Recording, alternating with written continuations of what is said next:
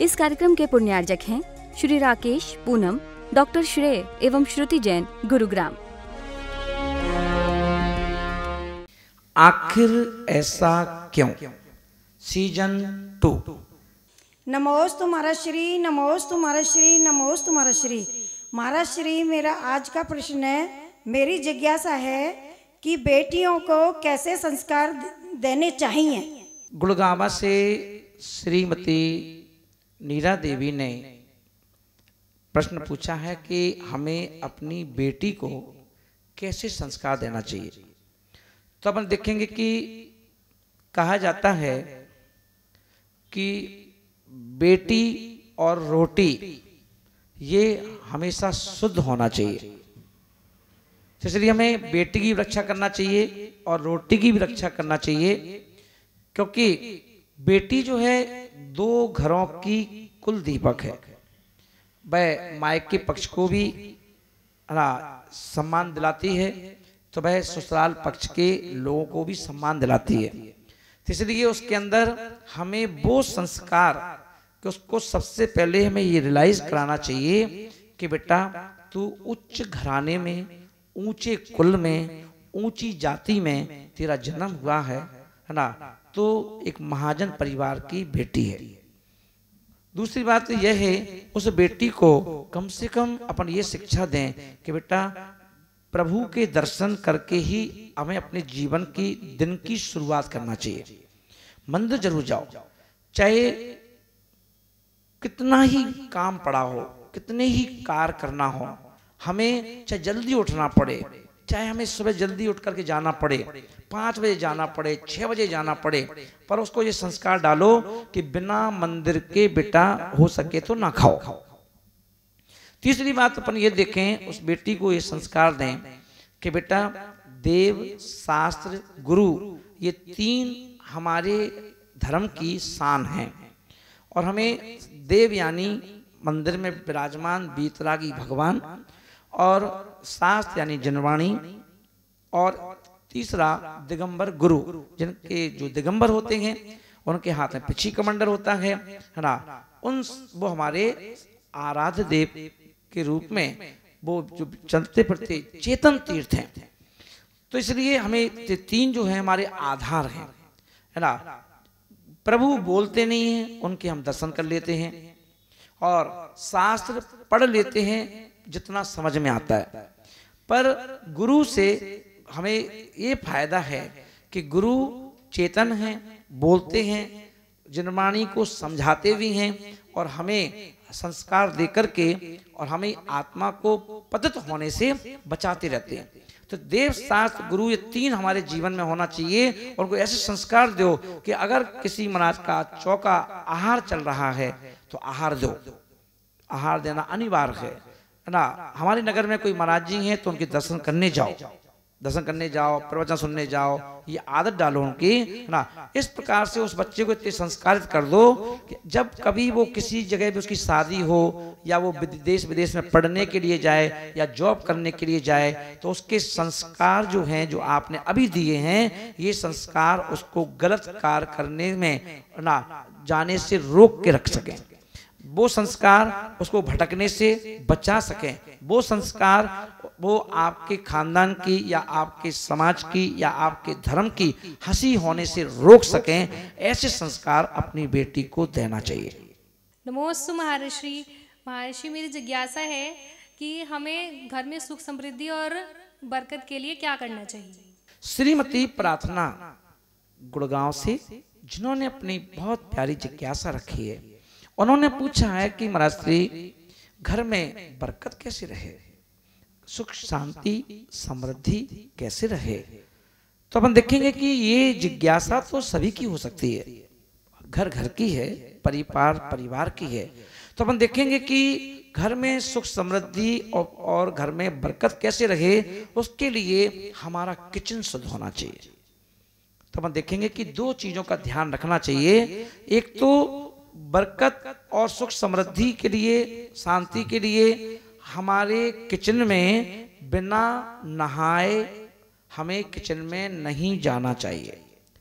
हर घर में यदि आप चाहते हो कि घर में बीमारियां ना रहें, आप चाहते हो घर में बरकत बनी रहे, सुख समृद्धि बनी रहे, तो कड़े नियम बनाओ घर में कि कुछ भी हो जाए पर हमारे किचन में कोई भी घर की लेडीज है ना अशुद्धि में एवं बिना नहाए धोए किचन में भोजन, नाश्ता, चाय आदि बनाने के लिए नहीं जाना चाहिए, है ना। और वहीं पर अपन देखेंगे हम घर पर रह करके और क्या करें, तो अपन देखें एक जो भोजन की शुद्धि होती है, जैसे अपन कहते हैं खाने की शुद्धि, क्योंकि अगर घर में अपन देखेंगे जैसा खाएंगे अन्न वैसा मन होगा। तो अपन देखें क्या करें हम लोग, तो अपन देखें कि हमारे घर में पानी होता है, सब्जी बनाओगे तो पानी की जरूरत पड़ेगी, आटे को गूंथोगे तो पानी की जरूरत पड़ेगी। तो हम क्या करें, तो अपन देखें सबसे पहले एक लोटा पानी लो और उस एक लोटे पानी पर यदि आपको भक्तामृत स्तोत्र आता है तो आप पूरा भक्तामृत स्तोत्र पढ़ सकते हैं। पूरा नहीं आता है, जितने काव्य आते हैं उतने काव्यों को पढ़ दीजिए ना, और पूरा नमोकार में पढ़िए। नमो रियंत्राणम, नमो सिद्धाणम, नमो आये रियाणम, नमो वैज्ञाणम, नमो रोहि सब साउणम, चत्तारी मंगलम अरहंत मंगलम, सिद्ध मंगलम, साहु मंगलम, केवली प्रणतो धम्म मंगलम, चत्तारी लोगोत्मा अरहंत लोगोत्मा, सिद्ध लोगोत्मा, साहु लोगोत्मा, केवली प्रणतो धम्मो लोगोत्मा, चत्तारी शरणम पवब्जामि, अरहंते शरणम पवब्जामि, सिद्धे शरणम पवब्जामि, साहु शरणम पवब्जामि, केवली प्रणतम धम्मम शरणम पवब्जामि। ऐसा बोल करके अब वो पानी मंत्रित हो गया, और वो पानी मंत्रित हो गया है तो जिस नमोकार मंत्र को सुनकर के नाग नागिन स्वर्ग के देवी देवता बन सकते हैं, और वही पानी से जब हम सब्जी बनाएंगे, उसी पानी से हम आटा गूंथेंगे, वही पानी हम पीने वाले लोगों में थोड़ा थोड़ा पानी डाल देंगे। सोचो वो वाला पानी जब सब्जी और रोटी के रूप में हमारे पेट में जाएगा, जैसा खाएंगे अन्न वैसा होगा मन। तो हमारे अंदर क्या होगा, हमारे अंदर जो थॉट्स निकलेंगे वो बड़े पॉजिटिव निकलेंगे। हम जो सोचेंगे, जो करेंगे वो पॉजिटिव करेंगे। इसलिए घर की सुख समृद्धि बरकत के लिए बिना नहाए किचन में नहीं जाएं, अशुद्धि के समय में भी आप किचन में ना जाएं, है ना। और घर में क्या करेंगे, नहा धो करके ही किचन में जाएं, इस बात का हमें ध्यान रखना चाहिए। नमोस्तुमार महाराज जी, मेरे मन में एक जिज्ञासा है कि हमारा श्रावक का धर्म के प्रति क्या कर्तव्य है।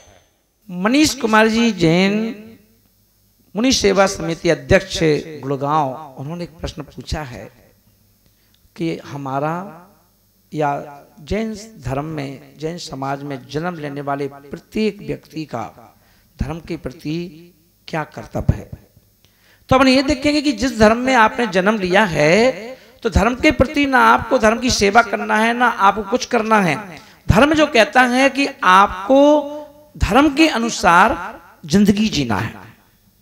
तो हम देखेंगे कि आपका क्या कर्तव्य है। आपका कर्तव्य है कि आपको देव, शास्त्र, गुरु, ये तीन अमूल्य निधि हैं। जैसे हम अपने पैसे से सोना, चांदी, हीरा, मोती खरीद करके और उसे अपने घर में ले जा करके उसकी रक्षा कैसे करते हैं, उसकी सुरक्षा कैसे करते हैं, उसका ध्यान कैसे रखते हैं, ऐसे ही हमें अमूल्य निधि के रूप में देव, शास्त्र, गुरु मिले हैं। तो उन भगवान के लिए जो जिनेंद्र भगवान की मूर्ति की अपन जैसे रक्षा करते हैं, ऐसे ही अपने शास्त्रों की रक्षा करना चाहिए, अपने गुरु की रक्षा करना चाहिए ना। गुरु का विहार हो रहा है तो आपको क्या करना चाहिए, हर श्रावक का कर्तव्य है जब भी कोई गुरु हमारे नगर में, हमारे मोहल्ले में आ रहे हैं, यदि आपको सूचना है तो आप उनको लेने जाओ। यदि आपके नगर से महाराज जी का विहार हो रहा है तो आप उन्हें छोड़ने के लिए जाओ। यदि महाराज श्री आपके आसपास अगर मंदिर में आए हैं तो उनके लिए जल्दी से जल्दी चौका लगाओ, चौका लगाइए। शुद्ध भोजन जब आप अपने घर में बनाएंगे तो साधु के चरण भी आपके घर में पड़ेंगे, तो घर की नेगेटिव ऊर्जाएं बाहर जाएगी, घर में पॉजिटिवनेस जो हमारे अंदर घर में प्रवेश करेगी। क्योंकि जब गुरु के चरण पड़ेंगे और आहार शुद्ध बनेगा, भोजन शुद्ध बनेगा, उस दिन महाराज भी शुद्ध खाएंगे और महाराज के निमित्त से आप भी शुद्ध खाएंगे। क्योंकि चौका लगाना, साधु का विहार करवाना, है ना, मंदिर जाना, मंदिर की रक्षा करना, मंदिर पर ध्यान देना, ये सब हमारी समाज का कर्तव्य है। क्योंकि देव, शास्त्र, गुरु समाज के हवाले हैं, समाज के सुपुर्द हैं, इसलिए ये उनकी नैतिक जिम्मेदारी है। इससे आपकी और आपके धर्म की, आपके परिवार की एवं धर्म की क्या होती है, प्रभावना होती है। इसलिए हमें अपने अपने कर्तव्य का पालन नियम से करना चाहिए। नमोस्तु महर्षि, मेरी जिज्ञासा यह है कि हम युवाओं को देश और धर्म के लिए क्या करना चाहिए। ऋषभ कुमार जी जैन सहादरा दिल्ली से, उन्होंने अपनी जिज्ञासा रखी कि महाराज श्री हम युवाओं को देश के प्रति, धर्म के प्रति हमें क्या करना चाहिए। तो देखिए, भरत चक्रवर्ती ने एक सपना देखा था कि पंचम काल में धर्म के जो रथ है, उस धर्म के रथ को युवा खींचेंगे।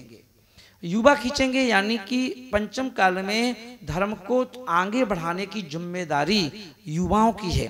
क्योंकि बड़े बुजुर्ग में देखिए चलने की, दौड़ने भागने की शक्ति तो नहीं है, उनका आशीर्वाद लेकर के और सारे जो युवा हैं वो क्या करेंगे, युवा जो मिलकर के धर्म की प्रभावना करते हैं, मुनिराज का विहार करवाते हैं, मुनिराज को आहार करवाते हैं, रात्रि में मुनिराज की वैयावृत्ति करते हैं, मुनिराज के पास बैठ कर के जिज्ञासा समाधान करते हैं, पढ़ाई लिखाई करते हैं और अच्छे क्या करते हैं, देश विदेश में जाकर के धर्म की प्रभावना करते हैं। वहां जाकर के भी जो चीज उन्होंने बचपन में है ना, जॉब के पहले जो सेवा की थी गुरुओं की, है ना, वैयावृत्ति की थी, आहार विहार करवाया था, वो सारे अनुभव वो अपने फॉरेनिस्ट जो मित्र हैं, मेरा फ्रेंड्स हैं, उनके लिए भी क्या करते हैं, वो फिर धर्म से जुड़ी हुई चीजें उनको बतलाते हैं कि हमारे गुरु ऐसे होते हैं, हमारे गुरु दिगंबर होते हैं, हमारे गुरु केशरोच करते हैं, हमारे गुरु बिना कपड़े के रहते हैं, हमारे गुरु एक टाइम भोजन करते हैं, वो सारी चीज साझा करते हैं। तो बोलो देश में रहें या विदेश में रहें, उनका काम है धर्म की प्रभावना करना, है ना। तो ये प्रभावना युवा करते हैं। इसलिए घर में रहो तो धर्म की प्रभावना, देश में रहो तो धर्म की प्रभावना, विदेश में रहो तो धर्म की प्रभावना। क्योंकि हमारा जन्म है ना परोपकार, है ना, और स्व और परोपकार, खुद का भी दूसरों का भी, और देश में हम रहते हैं तो उस देश के प्रति हमारे कर्तव्य होना चाहिए कि देश की संपत्ति कभी बेकार ना हो, देश के प्रति हमारे कोई विचार हैं नेगेटिव नहीं होना चाहिए, देश के पतन के रास्ते पर हमें कहीं से कहीं शामिल नहीं होना चाहिए, है ना। ये देश के प्रति कर्तव्य हैं। देश की एकता अखंडता को मजबूत करने के लिए हमारे विचारधारा होना चाहिए, है ना। ऐसे ही हमारे धर्म के लिए हमारे विचारधारा होना चाहिए कि जिस धर्म में मैंने जन्म लिया है, जो धर्म हमें पालता है, हम उस धर्म को, हम अपने धर्म के झंडे को क्या करेंगे, सारे जग में फहराएंगे, जग में लहराएंगे। ये हमारी जिम्मेदारी है। तो हर युवा यदि इस प्रकार के विचारधारा अपने अंदर रखता है तो देश के लिए और समाज के लिए ऐसे युवाओं की आवश्यकता होती है, और इनसे धर्म पलता है और इनसे धर्म की, क्षेत्रों की, तीर्थों की रक्षा होती है। मेरी यह जिज्ञासा है कि आजकल के लड़के और लड़कियां गुरुवर के पास मंदिरों में क्यों नहीं जाते हैं। कुमारी कशिश, जिसने बहुत सुंदर जिज्ञासा रखी अपनी, और उन्होंने कहा है कि महाराज श्री आज हम मंदिरों में देखते हैं कि मंदिरों में आज लड़के हुए, लड़कियां हुई, है ना, ये इनकी संख्या बहुत कम होती है। इसके पीछे कारण क्या है? तो हम देखेंगे कि इसके पीछे कारण ये है पेरेंट्स। क्योंकि आज के जो पेरेंट्स हैं वो क्या करते हैं, अपने लड़के हो या लड़की हो उसको जोर देते हैं पढ़ाई पर, पढ़ाई करो, स्कूल जाओ, कोचिंग जाओ, है ना। क्योंकि वो चाहते हैं कि हमारा बेटा पढ़ लिख के लायक बन जाए, और वो क्या करते हैं कि अपने बच्चों को पढ़ा करके इतना लायक बना देते हैं कि वही बच्चे एक दिन माँ बाप को नालायक समझ लगते हैं। तो इसीलिए आज हम देखें कि पहले के जो पेरेंट्स थे, पहले के पेरेंट्स क्या करते थे कि अपने बच्चों को, आप भी मंदिर जाते थे, अपने बच्चों को ही मंदिर लेके जाते थे, माँ मंदिर जाती थी, अपनी बेटी को मंदिर लेके जाती थी, पिताजी मंदिर जाते थे, अपने बेटे को अपने साथ में लेके जाते थे, है ना। पिता पुत्र दोनों मंदिर में जाकर के भगवान का अभिषेक करते थे। कोई साधु संत आते थे तो कभी बेटा पिताजी दोनों आते थे, है ना। पिताजी बेटे का परिचय कराते थे, कभी बेटा पिताजी का परिचय कराता था कि महाराज जी ये हमारे पापा जी हैं। कभी पिताजी कहते थे महाराज श्री ये हमारा बेटा है। अच्छा बेटा है क्या? हाँ हाँ, है ना। अरे ये तो रोज बहियावती करता है, अरे ये तो रोज बिहार करवाता है ना, ये तो रोज मंदिर में पूजा करता है, ये तो रोज अभिषेक करता है। तो ये संस्कार जो हैं कौन देता था? पेरेंट्स, है ना, क्योंकि वो खुद भी करते थे। अब आज अपन देखें कि पेरेंट्स भी पीछे हैं तो बच्चे और पीछे हो गए। तो कहा जाता है जैसे जाके नदी नारे वैसे बाके भरका, जैसे जाके बाप मतारी वैसे बाके लड़का।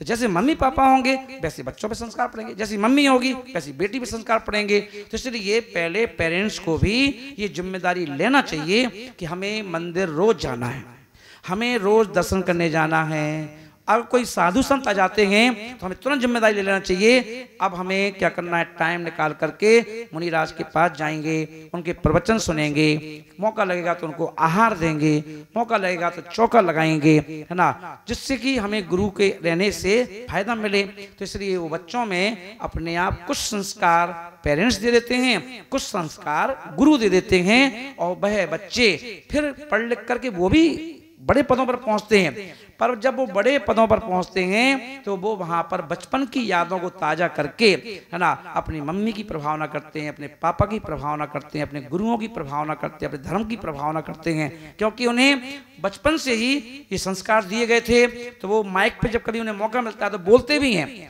कि आज मैं इतना धार्मिक हूँ या मुझे लोग इतना सम्मान देते हैं तो इसके हकदार मेरे मम्मी पापा हैं, उन्होंने मुझे संस्कार दिए। मैं गुरुओं के पास जाता था, मैंने गुरुओं को खूब आहार दिया है, मैंने गुरुओं को चौका लगाया है, मैंने बिहार करवाया है ना। नरेंद्र मोदी जी ऐसी बात बोलते हैं, वो बोलते हैं कि गुजरात का रहने वाला हूँ और मैं जैन धर्म से बहुत जुड़ा हुआ था और मैं कई साधुओं के मैंने बिहार करवाए हैं, मैंने कमंडल पकड़े हैं और उनका 10-10 किलोमीटर 5 किलोमीटर का बिहार करवाया है। सोचो जब एक प्रधानमंत्री ऐसी बात बोलता है तो कितनी खुशी होती है ना। तो ऐसे ही जब आपके बच्चे मालूम हो सकता है पढ़ लिख के कलेक्टर बन जाएं, सीए बन जाएं, डॉक्टर बन जाएं, देश में हो विदेश में हो, पर जब वो ऐसी बातें बोलेंगे तो धर्म की कितनी प्रभावना होती है ना। तो वह एक व्यक्ति कितने लोगों को इंस्पायर कर लेता है ना। उसको सुन करके, उसको देख करके कितनी पेरेंट्स जो हैं वो अपने बच्चों से कहते देख वो कलेक्टर होकर के मंदिर जाता है, वो देख डॉक्टर होकर मंदिर जाता है, वो देख वकील होकर मंदिर जाता है, वो देख जज होकर के मंदिर जाता है, तुझे क्या है, तू क्यों नहीं जाता है? लड़की से तू क्यों नहीं जाती है ना। तो इसलिए महानुभाव हमें लोगों को पेरेंट्स की ये जिम्मेदारी है कि जिससे मंदिरों में युवा भी आना चाहिए, उनको भी अभिषेक करना चाहिए, है ना। बेटियां हैं तो उनको भी आना चाहिए। चलो रोज नहीं आ सकते हैं, संडे के संडे आओ, है ना। संडे के संडे आहार दो, संडे के संडे पूजा करो, संडे के संडे अभिषेक करो। तो इस प्रकार से हम अपने मंदिरों में युवा, क्योंकि आज घर के साथ साथ युवाओं की मंदिर में भी जरूरत है, धर्म को भी जरूरत है, गुरु को भी जरूरत है और देश को भी जरूरत है। तो इसलिए हम अपने अपने कर्तव्यों का पालन करें। इस कार्यक्रम के पुण्यार्जक थे श्री राकेश, पूनम, डॉक्टर श्रेय एवं श्रुति जैन, गुरुग्राम।